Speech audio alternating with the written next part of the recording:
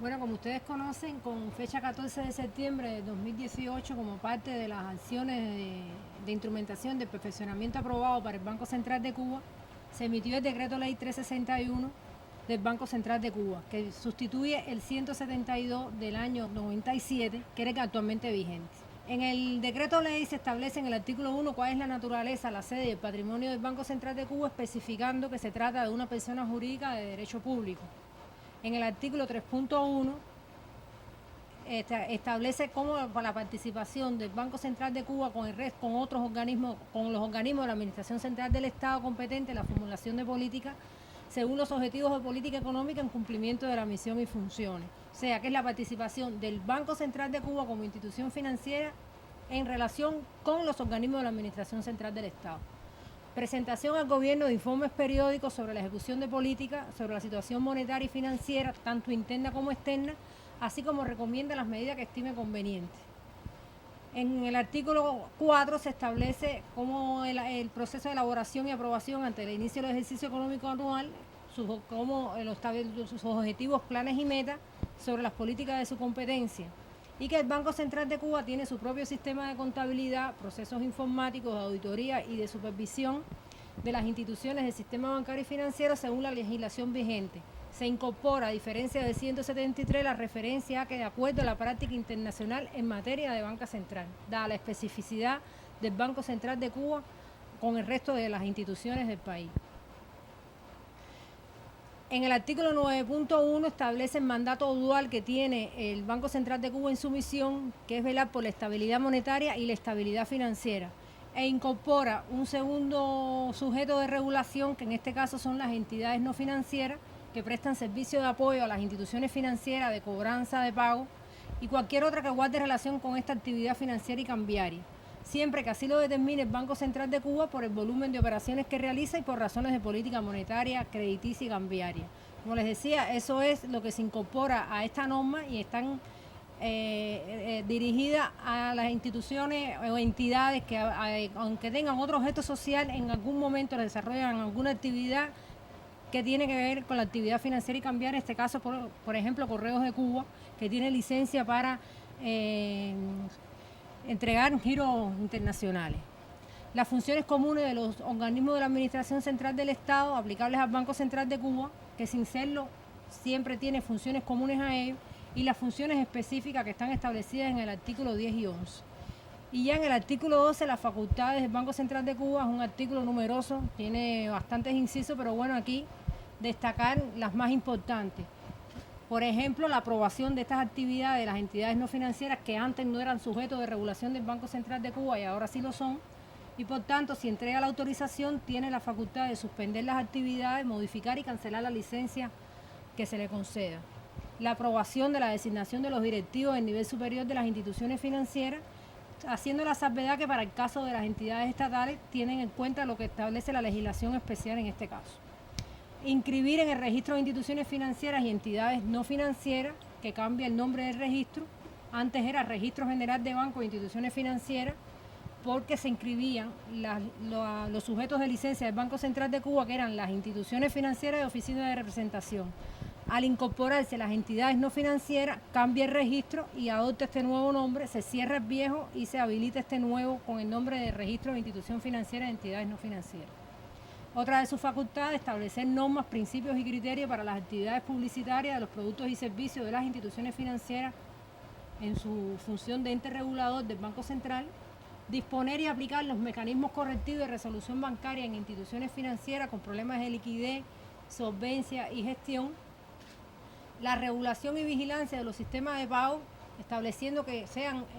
son sujetos de la regulación del Banco Central de Cuba, sean operados o no por él, y la facultad de recabar información de estas entidades gestoras proveedoras de servicios a quienes brinden los servicios tecnológicos. Como otra de las facultades del Banco Central está establecer los procesos de gestión, administración de riesgos y sistemas de control interno y velar por su funcionamiento. Promover la inclusión y la educación financiera, así como la protección de los derechos de los clientes de los servicios financieros,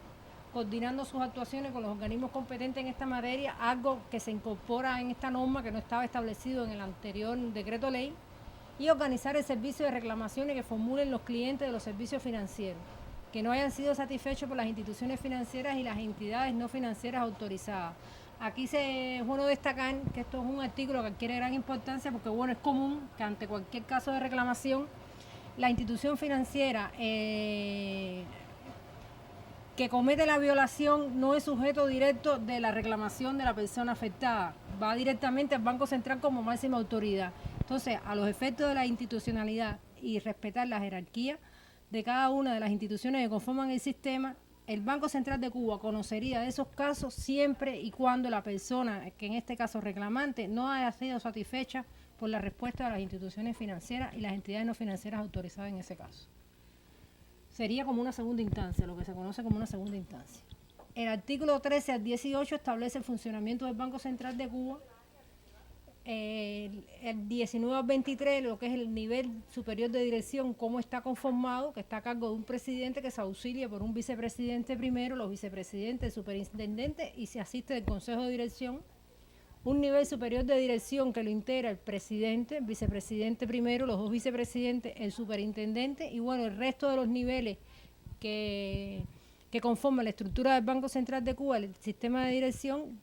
estaría regulado en el reglamento orgánico. Establece los requisitos para ser miembros del Consejo de Dirección, así como las incompatibilidades en la que tiene como excepciones el dedicarse a la actividad científica, artística, literaria y bueno, ser delegado, formar parte como delegado de los órganos locales del Poder Popular en condición de diputado delegado. El artículo 35 al 39 establece los cargos, o sea, con cada una de esas atribuciones, las del presidente, la del vicepresidente primero, de los vicepresidentes y el superintendente, el Consejo de Dirección, cómo está integrado, cuál es su misión y cómo es su funcionamiento en sentido general. Y en cuanto al personal del Banco Central de Cuba, la denominación de los cargos se propone al organismo competente, que en este caso es el Ministerio del Trabajo, pero ajustándolo a la práctica internacional en materia de banca central.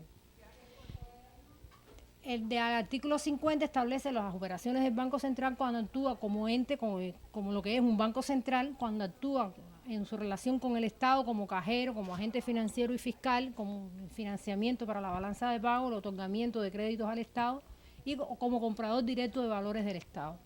Un capítulo que se dedica a la moneda nacional y su emisión, fijando que la unidad monetaria de la República de Cuba es el peso cubano, y del artículo 61 al 68 ya desarrolla todo lo relacionado con la emisión del billete, los valores, el curso legal y la fuerza liberatoria, los actos de medición, el uso de imágenes en publicidades y el retiro, destrucción e inutilización de los billetes.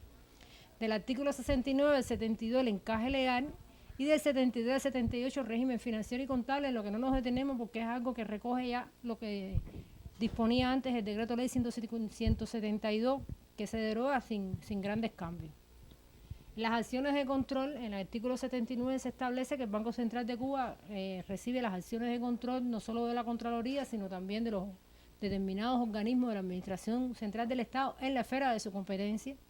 Y en cuanto a la información, establece que la Contraloría, para incluir en informes datos confidenciales del Banco Central de Cuba, escucha la opinión previa del presidente del Banco Central.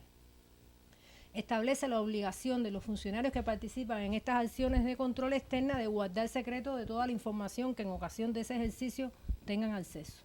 Y bueno, que el Banco Central de Cuba puede contratar auditorías externas para recibir opiniones sobre los estados contables y otros afines. Ya el artículo 83 está referido a cómo se establece el acuerdo anual de política que suscribe el Banco Central de Cuba con los Ministerios de Finanzas y Precios y el Ministerio de Economía. El artículo 84, la potestad sancionadora del Banco Central, que es el fundamento de derecho que da lugar a que se emite el decreto ley 363, que veremos más adelante, que es el que establece las infracciones, el régimen de infracciones y de medidas que adoptaría el Banco Central de Cuba cuando se cumpla lo dispuesto en el área de su competencia. La inmunidad soberana del Banco Central de Cuba y bueno, el carácter de documento público que tienen todos los documentos que otorgue el Banco Central de Cuba.